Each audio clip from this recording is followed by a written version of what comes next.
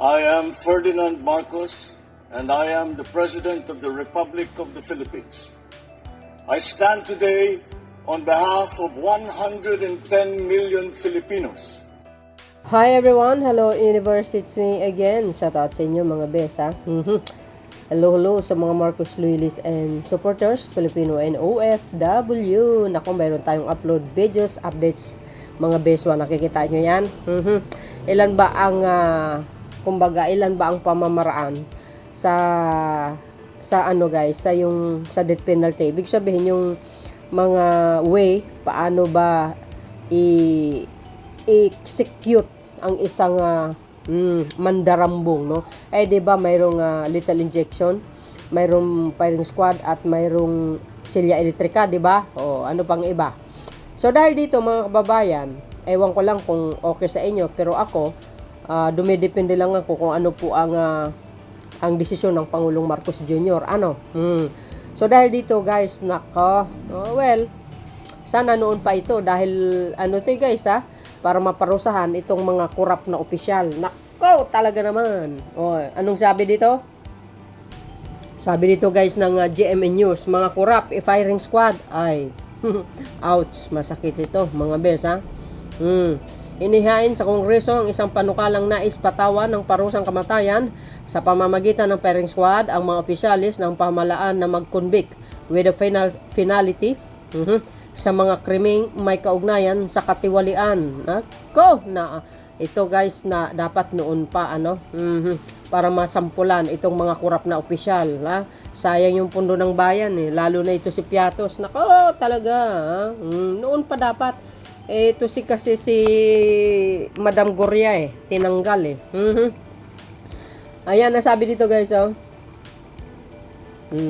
Oh my goodness.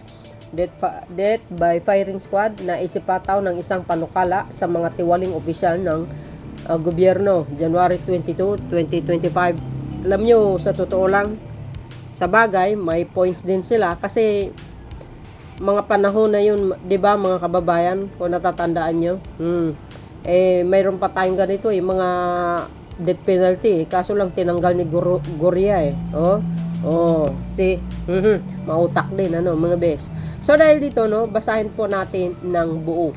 Sabi dito mga kababayan ng GMA News, House Bill proposed death by firing squad for convicted corrupt official. Oh my goodness, ano ba yan?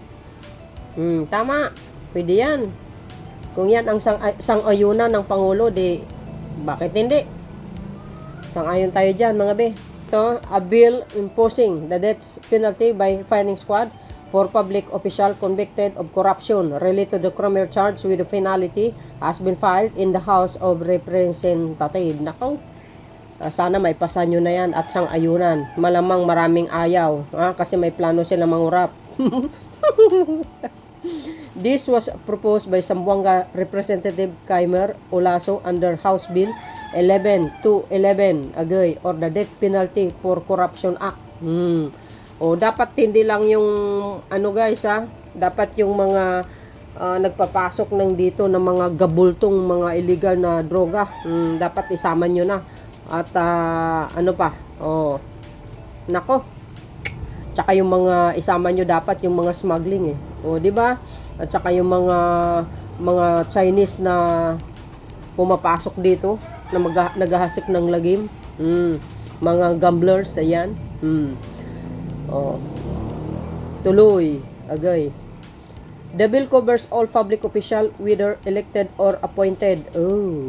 Maganda yan, including officials in the executive, legislative, judicial branches, those serving in constitutional commissions, government-owned and controlled corporations, and other instrumentalities, members of the armed forces of the Philippines, agay, and the Philippine National Police. Yan ang cover niya guys, The said death penalty by firing squad will cover those public official convicted of the following charge before the Sandigan Bayan, agay. Ayan graft under the Anti-Graft and Corrupt Practices Act, causing injury to the government due to the partiality. Ayan. Yung mga mandaraya sa eleksyon dapat isali malversation of public funds, ayan, use of public funds for purposes not provided for it, and plunder, amusing at least 50 million worth of public fund. Oh, yung isang nangurap, mga kababaya, sobra-sobra yung ninakaw, ha? Oh. Ano po ang kapalagayan nyo? Sang-ayon ba kayo dito? Yes or no? Bill, however, provides that no public official appointed or elected or any member of the military or police shall be executed by firing squad unless their conviction has been affirmed by the Supreme Court. Oh, yan. Oh, not only the, guys, ibig sabihin, not only the official ng gobyerno, dapat kasali din na, yung ibig sabihin, yung mga tao na, yung hindi sila official, pero ito, ibig sabihin, yung mga, yung mga hoarders, mga smuggling, yung nagpapasok ng gabultong mga illegal na droga, dapat, their conviction has been affirmed by the Supreme Court. Tama yan. Good. The conviction underwent mandatory automatic review process or required by the Constitution and other applicable laws. Oh. And the accused has exhausted all legal remedies available under the Philippines law, including appeal and motion for reconsideration. This safeguard aim to uphold the fundamental rights of the accused while ensuring that the imposition of the death penalty is applied only the cases where guilt is conclusively established, Olaso said in his proposed bill. Woo! Nako! Guys, ang kapalagayan nyo, mga kababayan, ha? Basta ako, kung alin po ang nakakaganda, para iwas ang kurakot, di doon ako. Kasi, alam nyo, sa totoo lang, grabe, namimihasa talaga sila. Kahit sabihin mo sa lokal, mga kababayan, kayang-kaya na talagang mangurakot. Sinabi ni Congressman Ortega, pakinggan nyo. Siguro pag-aralan din maigi yung mga ganyang bill kasi may mga similar bills na rin po na na-file from before. Pero again, also as a member of the Quad, alam naman po natin na sobrang importante na ma-uphold yung human rights ng not only for the yung injustices na alam natin, pero lahat naman po ng tao ay may karapatang mabuhay. Anyway, mga beswa, narinig nyo yung sinabi ni Congressman Ortega. And of course, guys, suriin mabuti. Sabi ko nga, mayroon po tayong death penalty before. So, sabi po ng isang abogado, napanood ko, reviewin ng mabuti, suriin ng husto, para maipasauli. Nako, talaga. Kasi yung ating death penalty before, mga kababayan, mayroon pa yan sa panahon ni Apulacay. Alam po natin kung natatandaan yung istorya ng isang Chinese drug lord. Aba, nako mga bes, piniring squad talaga ng dating presidente ng Pilipinas sa katayuan ni Apulacay ay talagang piniring squad yun. Isang Chinese drug lord, guys. Grabe, ang tindi.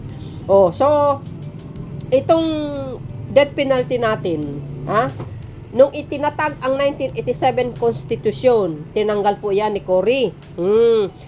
Sa madaling salita, ibinalik ng isang pangulo dahil po dito sa talamak ng mga nangyayari sa kapaligiran ng Pilipinas. Tapos, ang nangyari, tinanggal uli ng isang pangulo. Kilala nyo po yun. Diba? Nakasuhan po yan ng Flander. Nako, pandarambong. Agay! So, dahil dito, mga bes, dahil nung panahon na yun, talagang, hindi lang sa ngayon ang nangyari, yung mga talamak na mga nangyayari, mga crimes, mga legal na droga. Noon pa yan, dekada na ito. No? So, that time, nung panahon ni Apulacay, talaga naman peaceful ang kapaligiran before. Maayos ang kanyang pamamahala, no? So, dahil dito, para kumpleto detalyado pa, mga bes, basahin ko po sa inyo. Okay? Sabi po ni News 5, tinanggal ang death penalty nang itatag ang 1987 Constitution pero ibinalik ito ni dating Pangulong Fidel B. Ramos noong 1993 dahil sa tumaas na kaso ng heinous crime. Tingnan nyo, hindi lang ngayon, noon pa, dami. Sabi dito, tuloy, sa kasalukuyang wala ng death penalty sa bansa dahil pinirmahan ni dating Pangulong Gloria Arroyo ang Republic Act number 9346 na nagsuspindi ng pagpapataw ng parusang kamatayan. Pinalitan ito ng life imprisonment at reclusion perpetua. Ano guys ang kapalagayan nyo? Sang-ayon ba kayo na ibalik ang death penalty sa pamamagitan ng firing squad? Nangyari ito nung panahon ni Apo Lakay. Comment kayo sa ating comment section para makita ng ating mga kababayan. Yes or no? Okay. So, tuloy. Ito, maganda to. Basahin natin ano ba ang covered ng death penalty. Agay! O, dapat lahat-lahat na. I-total package na para madala itong mga salot sa lipunan, mga kababayan. Nilagdaan ni dating Pangulong Fidel B. Ramos ang Republic Act number 7659, ang batas nagpapataw ng death penalty para sa heinous crime kagaya ng treason, piracy at mutiny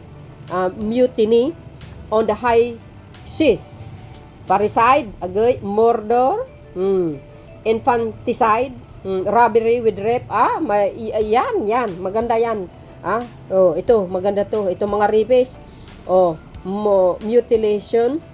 Mutilation, destructive arson, rape, ayan, economic plunder, ayan, mga smuggling, mga public official na nagkakahalaga ng 50 million, nako, cover na cover yung pagnanakaw ni Piatos, at lahat ng drug-related crime at carjacking, good yan, with the homicide, base sa Republic Act number 8177, lethal injection ang gagamitin method ng death penalty.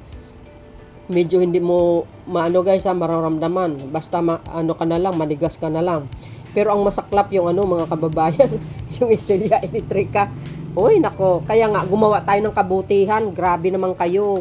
Wag na kayong magtamad-tamad, magtrabaho naman kayo. Magpapagal kayo. Di ba? Hard work lang para maiwas sa mga masasamang gawain. So yan ang cover nung batas na yan noon. 'Di ba? Ano pa ang maidagdag? Dapat mayroong maidagdag. 'Di ba? Ano pa ba? Ay grabe, ang tindi mga bes. Ano po ang kapalagayan niyo dito? Yan. Nakikita, narinig nyo? Ayan, binalik niya, tinanggal ni Gloria. See? Dapat ito noon pa, dapat hindi na lang tinanggal. Nang sa ganun, hindi na makagawa ng mga pagnanakaw itong mga ibang opisyal, hindi naman lahat, di ba? Kaya nagiging kaya nagiging malala ang patayan nung panahon nung Duterte administration. Sos Mariosep, dapat noon pa. Bakit ngayon yun na inaisipan? But it's not too late, of course, mga kababayan. Kailangan, di ba?